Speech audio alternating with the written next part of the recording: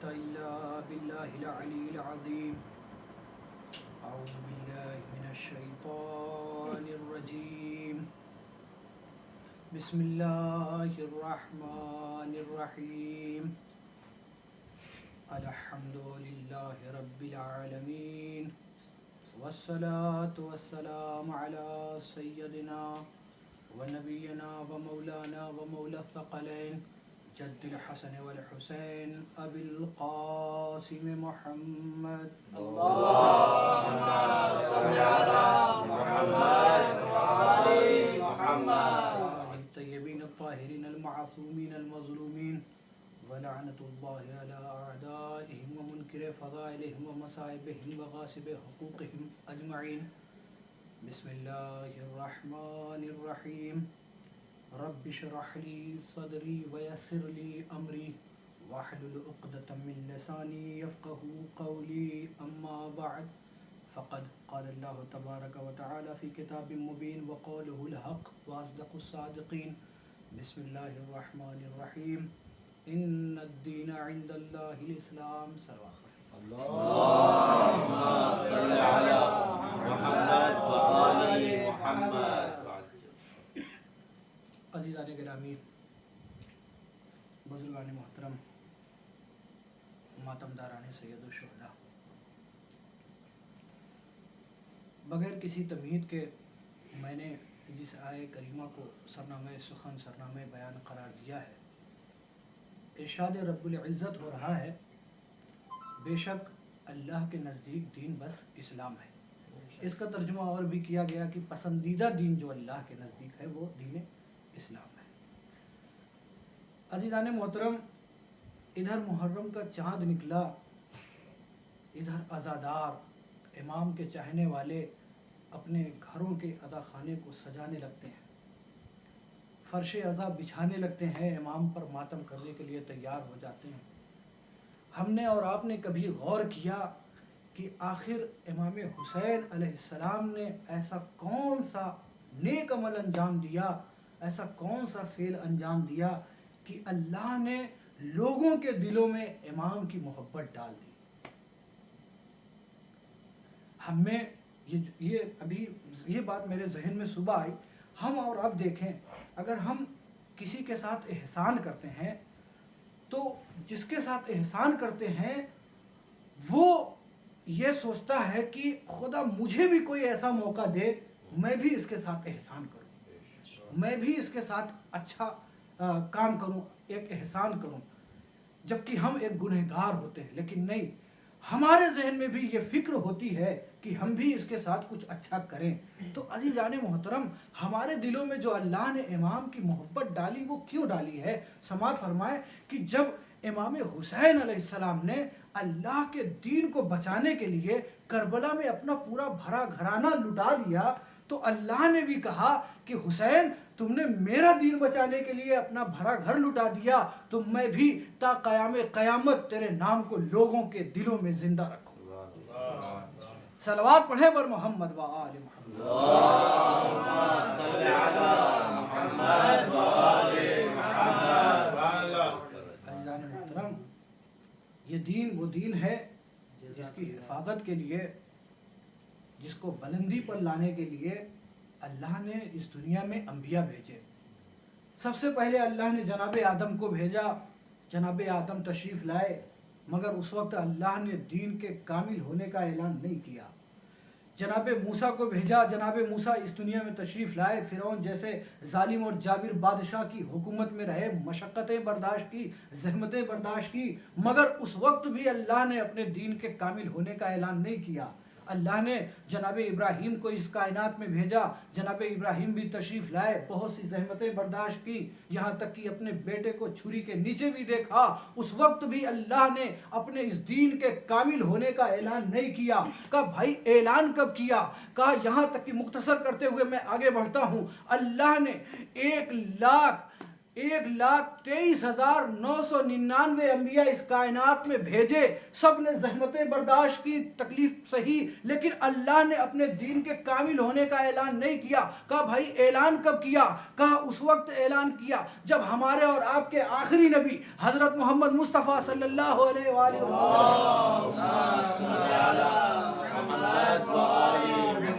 اس کائنات میں تشریف لائے۔ آپ نے بھی صعوبتیں برداشت کی، مشقتیں برداشت کی، اس وقت بھی اللہ نے دین کے کامل ہونے کا اعلان نہیں کیا۔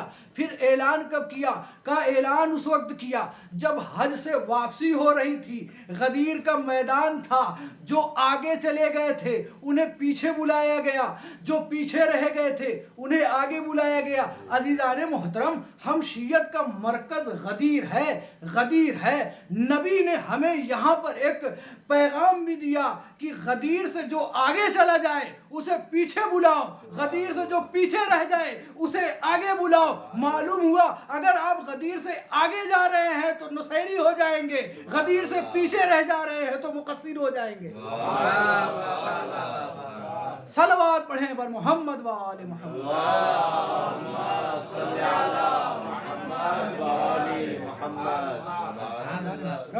غدیر ہمارے لیے مرکز ہے۔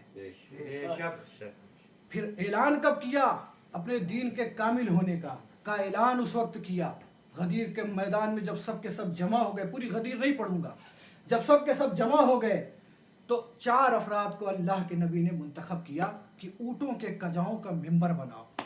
ہر ایرے گہرے کو نہیں منتخب کیا، ان میں معلوم ہے کہ جناب سلمان، جناب ابو ذر، جناب مقداد، جناب عمار، ان 4 کو اللہ کے نبی نے منتخب کیا کہ آپ اونٹوں کے کجاؤں کا ممبر بناؤ۔ اونٹوں کے کجاؤں کا ممبر بنایا گیا۔ اللہ کے نبی نے علی کو اپنے ہاتھ پر بلند کر کے اونٹوں کے کجاؤں کے ممبر پر جب آواز دی من کنت مولا ہو فہذا علی مولا، تو آواز قدرت آئی الیوم اکملت لکم دینکم۔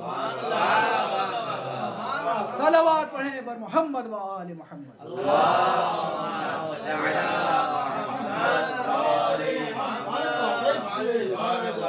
حیدری محمد و آل محمد صلوات۔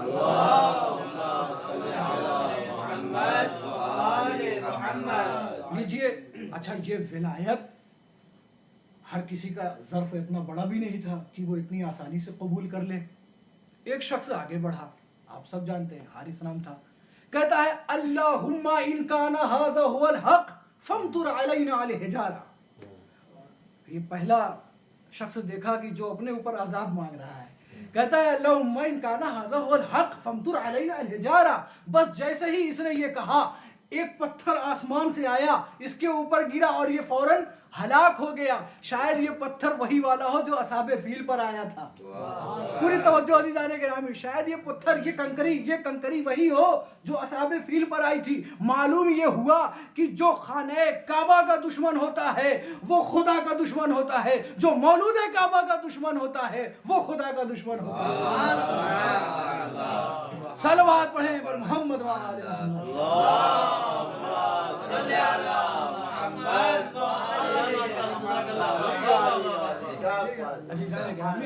کیا بات ہے، سبحان اللہ، واہ واہ۔ یہ ولایت کوئی عام شے نہیں ہے۔ یہ ولایت کا آخر توحید، نبوت، عدل، امامت سب کچھ اپنی جگہ، لیکن دین کے کامل ہونے کا اعلان تب ہوا جب من کنتو مولا کی صدا بلند ہوئی۔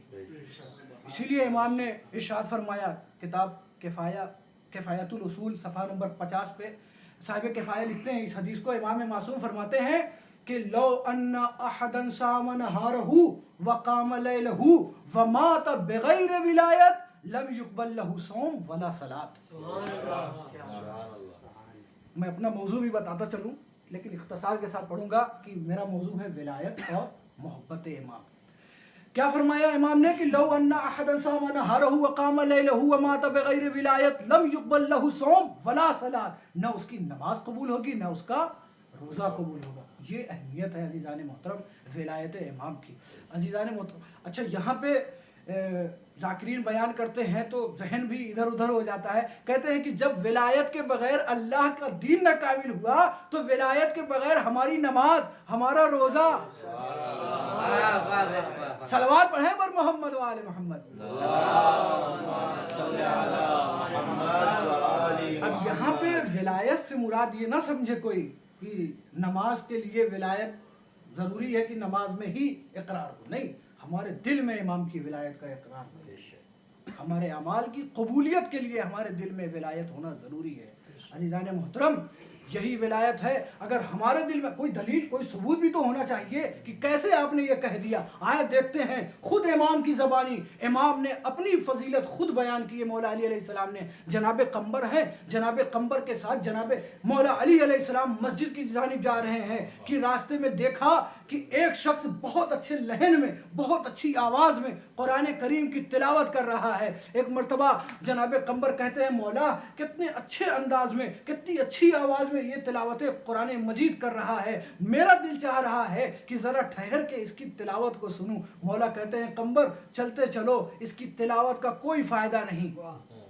विलायत की अजमत बयान करना चाहता हूँ अज़ीज़ान मोहतरम, चलते चलो, इसकी तिलावत का कोई फ़ायदा नहीं। अब कोई सीनियर जूनियर से अगर कोई बात कहे तो जूनियर में इतनी जसारत नहीं होती है कि फ़ौरन सवाल करे। जनाब कम्बर सोच रहे हैं कैसे मैं मौला से पूछूं। आखिर जब मस्जिद में पहुंचे तो जनाब कम्बर ने हिम्मत जुटाई और दस्ते अदब जोड़ा का, आका आखिर बात क्या है, वजह क्या है कि वो इतनी अच्छी तिलावत कर रहा है, अल्लाह उसको कोई सवाब नहीं देगा, आखिर उसने किया क्या है। तो एक मरतबा मेरे मौला बयान फरमाते हैं, कहते हैं, कम्बर सुनो, रोज़े मीसाक जब अल्लाह ने अपनी वहदानियत का इकरार लिया तो जिन जिन अरवाह ने लब्बैक कहा, अली के कानों ने सुना, और उसमें इसकी रूह भी लब्बैक कह रही थी। ऐ कम्बर सुनो, पूरी तवज्जो के साथ अज़ीज़ान मोहतरम, ऐ कम्बर सुनो, जब अल्लाह ने रोज़े मीसाक नबी की नबूवत का इकरार लिया तो जिन जिन रूहों ने लब्बैक कहा, सबकी आवाज़ों को अली के कानों ने सुना। उसमें इस कारी की भी आवाज़ थी, लेकिन कम्बर जब अल्लाह ने मेरी विलायत का इकरार दिया तो जिन जिन अरवाह ने लब्बैक कहा, सबकी आवाज़ों को अली के कानों ने सुना, मगर इस कारी कुरान की आवाज़ उसमें नहीं थी।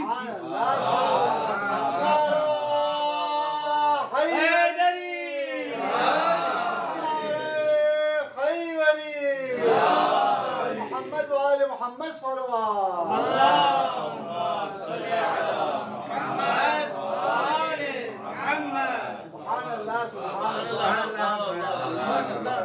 ये अज़मत है।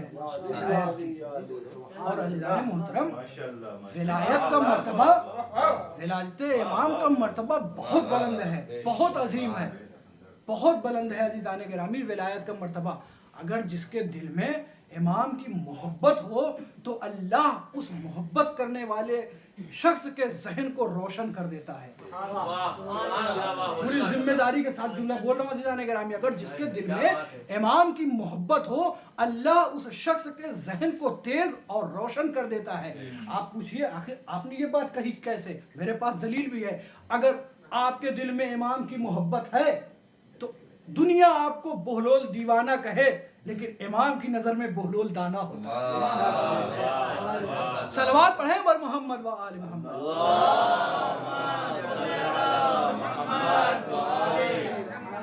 अगर आपके दिल में मौला मुश्किल कुशा की मोहब्बत है तो अल्लाह इनकी मोहब्बत के बदले, इनकी मोहब्बत की बरकत से आपके भी अंदर वो फजीलत, वो शरफ अता करता है कि आप भी लोगों की मुश्किल कुशाई करते हैं, आप भी वक्त के बादशाहों की मुश्किल कुशाई करते हैं। क्या बात है, वाह वाह, क्या जुमला है, सुभान अल्लाह।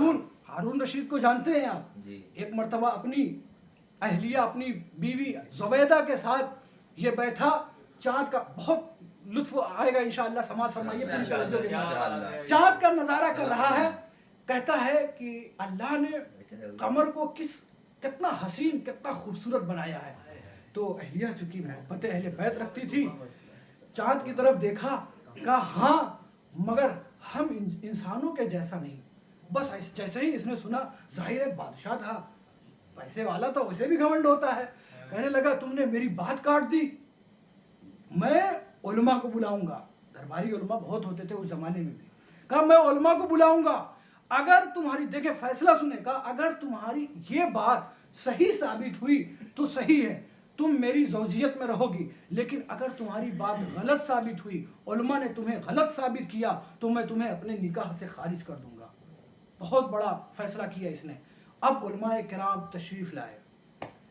سب نے سوچا کہ اگر ہم بادشاہ کی سائڈ لیں گے, بادشاہ کی طرف سے بولیں گے تو ہمیں انعام ملے گا, اکرام ملے گا, عزت ملے گی. چلیں بادشاہ کی طرف ہو لیتے ہیں.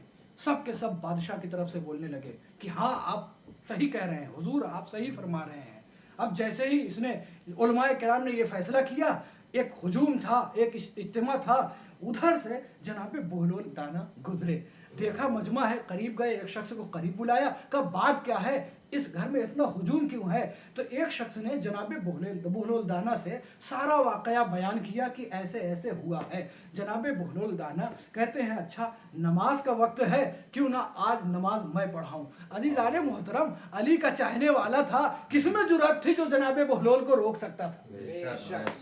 قریب پہنچے, محراب عبادت میں پہنچے, نماز پڑھانا شروع کیا. پوری توجہ عزیزان محترم. اب جیسے ہی نماز پڑھانا شروع کیا, نیت کی, سورہ حمد کی تلاوت کی. جب دوسرے سورہ کی کس طریقے سے جناب بہلول نے اس مسئلے کو حل کیا, جب جناب بہلول نے دوسرے سورے کی تلاوت شروع کی, کہا بسم اللہ الرحمن الرحیم والتین والزیتون وطور سینین وہذا البلد الامین لقد خلقنا القمر فی احسن تقویم. جیسے ہی جناب بہلول نے یہ کہا, پیچھے سے ایک مولوی نے لقمہ دیا. جناب بہلول نے دوبارہ شروع کیا لقد خلقنا القمر, دوسری طرف سے لقمہ آیا. جناب بہلول نے پھر پڑھنا شروع کیا لقد خلقنا القمر. جیسے ہی جناب بہلول نے پھر قمر کہا, ایک مولوی آگے بڑھا, کہتا ہے بہلول کیا آپ کو اتنا بھی نہیں آتا؟ قرآن کی آیت ہے لقد خلقنا الانسان کی جگہ آپ لقد خلقنا القمر کیوں پڑھ رہے ہیں؟ صلوات پڑھیں بر محمد.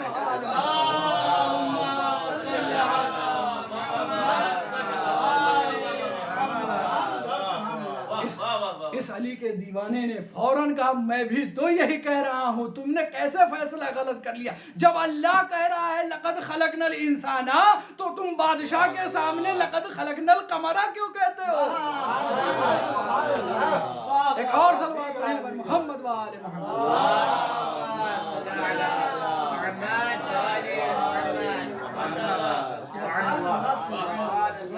ایسے ہوتے ہیں مولا مشکل کشا کے چاہنے والے, ایسے ہوتے ہیں مولا مشکل کشا کے دیوانے, جسے ہم دانا کہتے ہیں.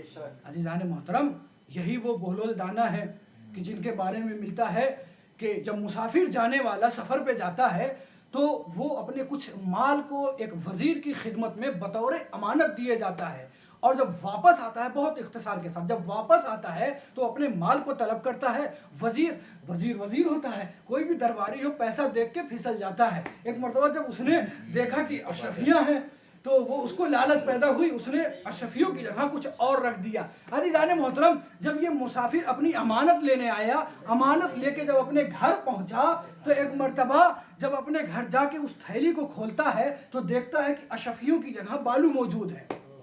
پریشان, میں نے تو اس وزیر کو اپنی طرف سے اشرفیاں دی ہوئی تھی, یہ بالو کیسے ہے؟ تو ایک مرتبہ وہ پھر دوڑتا ہوا آتا ہے, کہتا ہے اے وزیر, میں نے تمہیں امین سمجھا تھا, تمہیں اپنی امانت امین سمجھ کر دیا تھا, یہ بتاؤ میری اشرفیاں کہاں ہے؟ تو ایک مرتبہ وہ جملہ کیا کہتا ہے عزیزان محترم, کہتا ہے اے مسافر, اے آنے والے شخص, کیا تجھے اللہ کی قدرت پہ یقین نہیں کہ اللہ نے اپنی قدرت کے ذریعے تیری اشرفیوں کو بالو میں تبدیل کر دیا ہو؟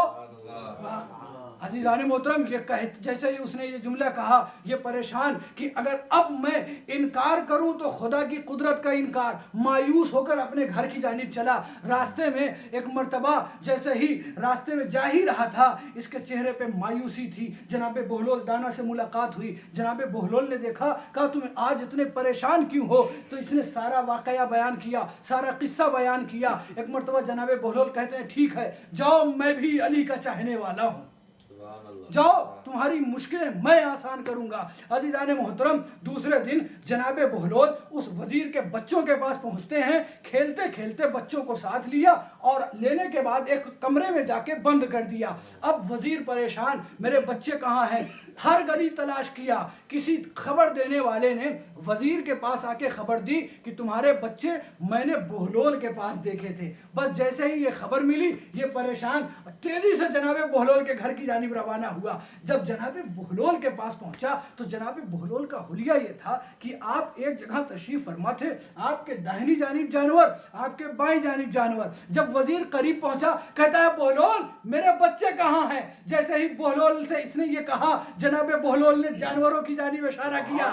جناب بہلول نے جانوروں کی جانب اشارہ کیا, کہا یہ تیرے بچے ہیں, یہ تیرے بچے ہیں. وہ غصے کے عالم میں بہلول یہ جانور میرے بچے کیسے ہو سکتے ہیں؟ ایک مرتبہ جناب بہلول نے فوراً جواب دیا, کہا جو خدا اپنی قدرت کے ذریعے اشرفیوں کو بالوں میں تبدیل کر سکتا ہے وہی خدا اپنی قدرت کے ذریعے تیرے بچوں کو جانوروں میں بھی تبدیل کر سکتا ہے.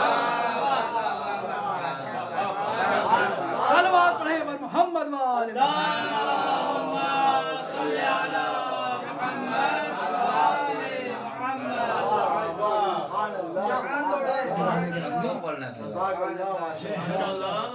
مولا مشکل کے کشا کے چاہنے والے ایسے ہوتے ہیں جو جنہیں دانا کے نام سے یاد کیا جاتا ہے.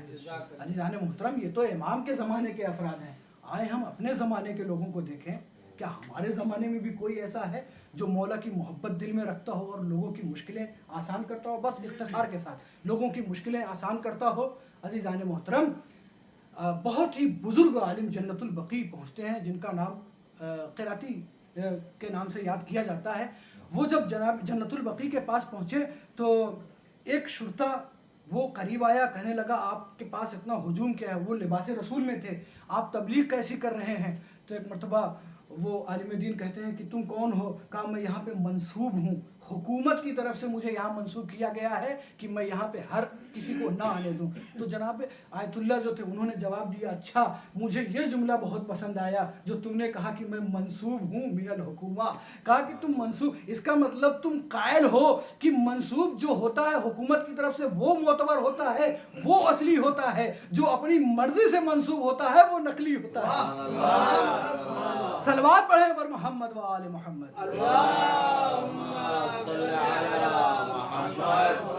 خیر اس کے دل میں محبت اہل بیت تھی نہیں, اگر ہوتی تو یہ یہاں پہ اپنے عہدے کو قبول ہی نہ کرتا. کہتا ہے اے عالم دین, یہ آپ قبروں کی زیارت کیوں کرتے ہیں؟ ایام ازا چل رہا ہے, ہم تعزیے کی زیارت کرتے ہیں, تعزیے کا بوسہ لیتے ہیں. کہا یہ آپ تعزیے کی قبروں کی زیارت کیوں کرتے ہیں, یہ قبروں کو کیوں بوسہ دیتے ہیں, اور یہ وقت ضرورت حالت مشکل میں آپ علی علی کیوں پکارتے ہیں؟ تو ایک مرتبہ جیسے ہی اس نے یہ جملہ کہا, چونکہ اہل بیت کی دشمنی سے بھرا ہوا تھا, آگے بڑھا اور عالم دین کے جیب سے قلم نکالا اور فوراً زمین پہ پھینکا. کہتا ہے کہ اے عالم, اگر تم سچے ہو, تم یہ کہتے ہو کہ علی علی ہم کہتے ہیں تو امام ہماری مشکل کو آتے ہیں, اگر تم واقعاً اپنے عقیدے میں سچے ہو تو پکارو اپنے امام کو اور کہو کہ یہ قلم اٹھا کر میرے پاس مجھے لا کر دیں. اب چونکہ یہ عالم دین تھے, عالم عالم ہوتا ہے اور شرطا شرطا ہوتا ہے. ایک مرتبہ جیسے ہی اس نے یہ کہا تو ایک مرتبہ عالم دین تھے, فوراً کہا کہ اچھا یہ بتا. عالم دین نے کہا اچھا یہ بتا, تو مجھ سے اتنا بڑا چیلنج کر رہا ہے, تو کس کا ماننے والا ہے؟ کہتا ہے میں خدا کے علاوہ کسی کو نہیں مانتا, میں غیر اللہ کی عبادت نہیں کرتا. تو عالم دین نے کہا اچھا ٹھیک ہے, اس وقت تو خدا سے کہہ دے کہ خدا قلم اٹھا کے دے دے.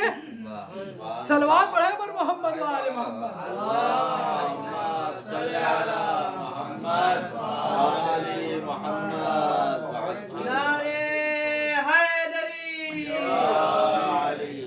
بس آخری چیز ربط مصائب کے لیے پیش کرنا چاہتا ہوں.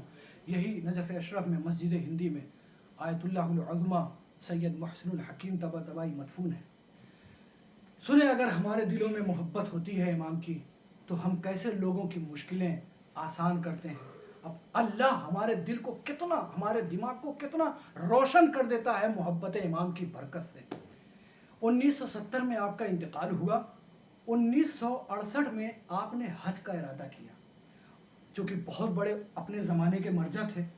لوگوں نے جیسے ہی سنا کہ آپ حج پہ جانا چاہتے ہیں, اپنی سواریوں کا انتظام کرنا شروع کیا, تو انہوں نے بیان فرمایا کہ نہیں, میں حج کروں گا اپنی ملکیت سے. یہاں تک کہ فیصل بادشاہ جو اس وقت سعودی میں تھا اس نے بھی آپ کو چونکہ جانتا تھا کہا کہ میں آپ کے لیے سواری بھیجتا ہوں. کہا نہیں, مجھے سواری کی ضرورت نہیں ہے.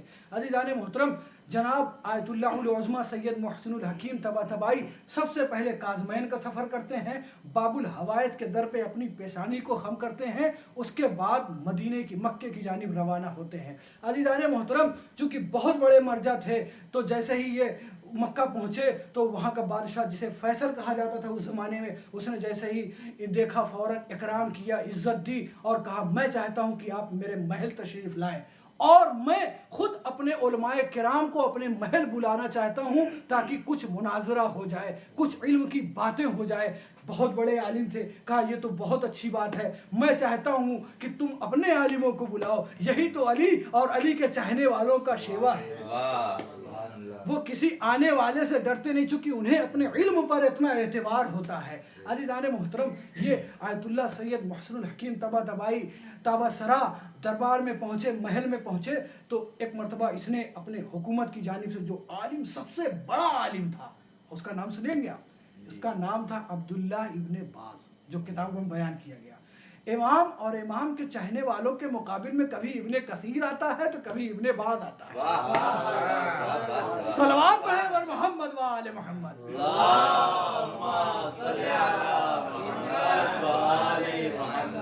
اچھا, وہ ایک چیئر پر آیا اور آنے کے بعد کہتے ہیں بیان ویل چیئر پہ لایا گیا اور وہ آنکھوں سے معذور تھا, حافظ قرآن تھا.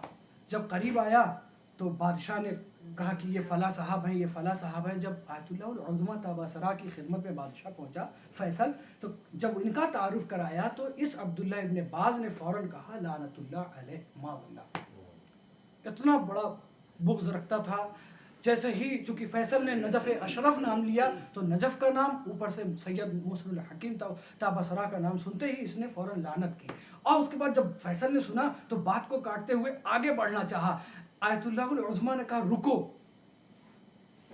پہلے یہ مجھے دلیل دے. اور ایک بات کہی, کہا کہ مجھے خوشی یہ ہو رہی ہے کہ لعنت آپ میں بھی پائی جاتی ہے, آپ بھی لعنت کا اقرار کرتے ہیں, بس میں سوال یہ کرتا ہوں کہ آپ یہ بتائیں کہ آپ نے کس دلیل کی بنیاد پر مجھ پر لعنت کی ہے. آخر دلیل تو ہونی چاہیے, آپ نے مجھ پر لعنت کی ہے, کوئی دلیل تو ہوگی. تھا بہت بڑا عالم, کہنے لگا ہاں میرے پاس دلیل ہے. آپ شیعہ حضرات جو ہوتے ہیں وہ قرآن میں تعویل کرتے ہیں, اسی بنیاد پہ میں شیعوں پر لعنت کرتا ہوں. یہ کہتے ہی جیسے ہی اس نے یہ جملہ کہا, بہت بڑے عالم تھے, رہا نہ گیا. کہنے لگے اچھا تم اس بنیاد پہ کہ ہم قرآن کی تعویل کرتے ہیں تم ہم پر لعنت کرتے ہو؟ کہا ہاں ہم اسی وجہ سے تم پر لعنت کرتے ہیں.